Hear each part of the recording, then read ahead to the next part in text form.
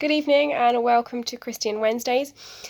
Week 9, this is the penultimate week of the introductory series.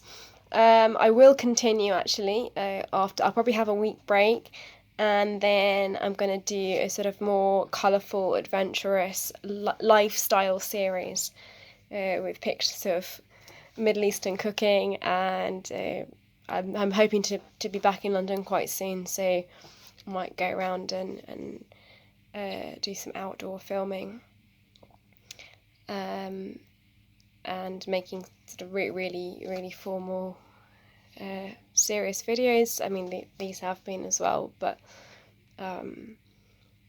it's more informal conversations, formal chatting.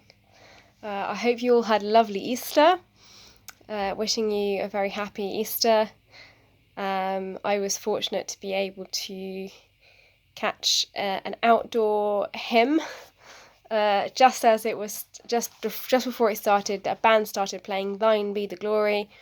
We all sang outside on a beautiful sunny April morning in Great Malvern, outside Great Malvern Priory.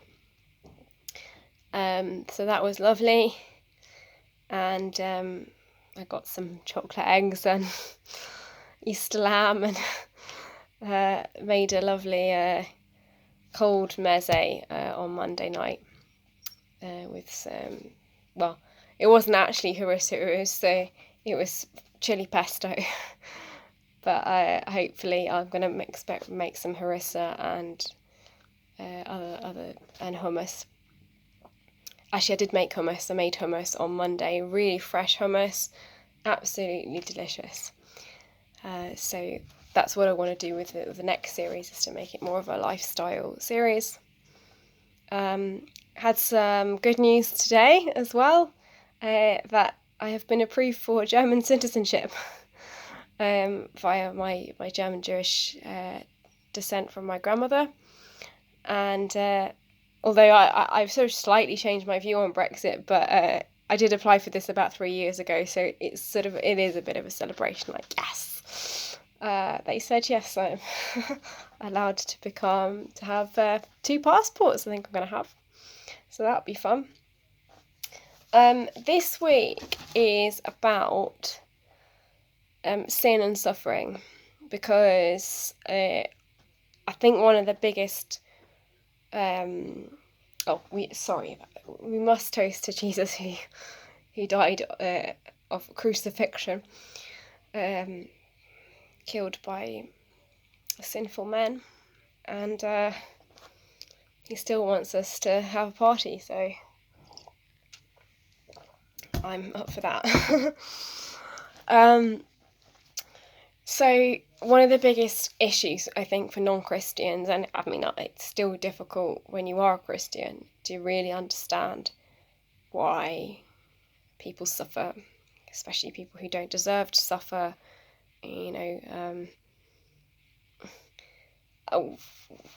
Also, one of the things I have an issue about is sort of what's glorified in our society, and maybe I'm just weak, but I'm always constantly thinking, like, about my status and how it's not good enough. And that's how I sort of relate myself to other people in society, and guess that's how we're conditioned. But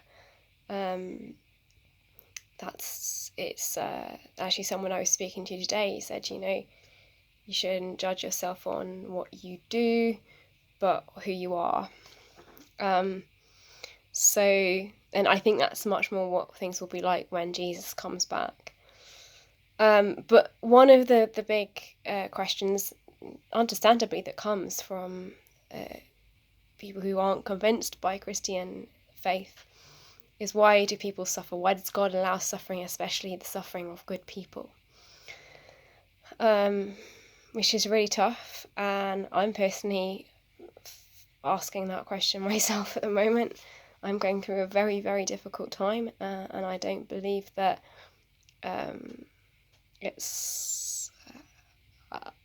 I believe it's I feel I'm unfairly treated in the time that I'm going through.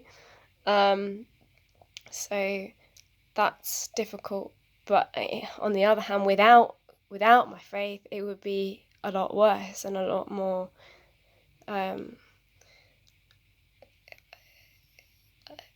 I'd be a lot more lost. So man is sinful, and it's not to say that people who suffer are sinful. It's just that the sin of all of us collectively creates suffering for each other. So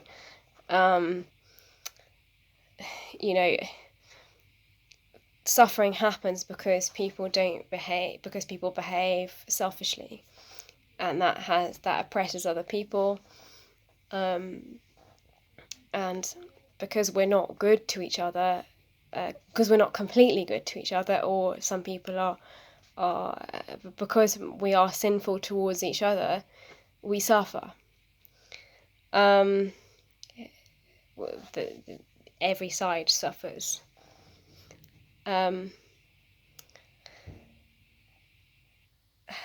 Physical suffering and long-term health conditions, that I need to do some more research into that, because that's something I find really difficult to get my head around.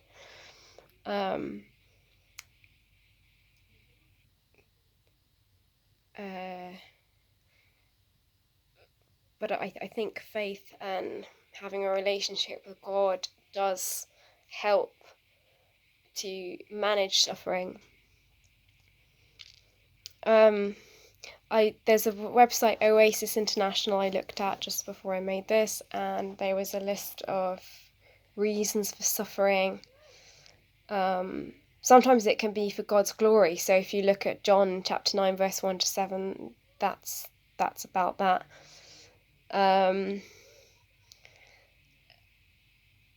So the fallen world, man's relationship with people was damaged by the sin of Adam and Eve. Sin generally, as I was just saying now, does cause suffering. Sometimes God wants to discipline us, to correct us, to try and understand a better way to be. By putting us through suffering, He teaches us to live in a different way, or to manage ourselves in a different way, and to think about things differently. Testing. So He puts you through testing to prove that He's going to bring you through. And it's a test of your faith. That's a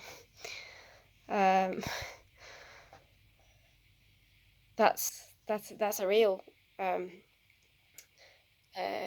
that's a strong reason. And sometimes there are stories in the Bible. I think it's Elizabeth or Sarah who waited till she was in her 70s or something to have a child, but God did deliver her child eventually. So it's a long time to wait, but God kept His promise to her. And the other reason is persecution. Out of the sin, is that people sometimes, certainly with Christians, having suffering, it's just because other people want to hurt them so badly. And the devil's working really hard in persecuting Christians.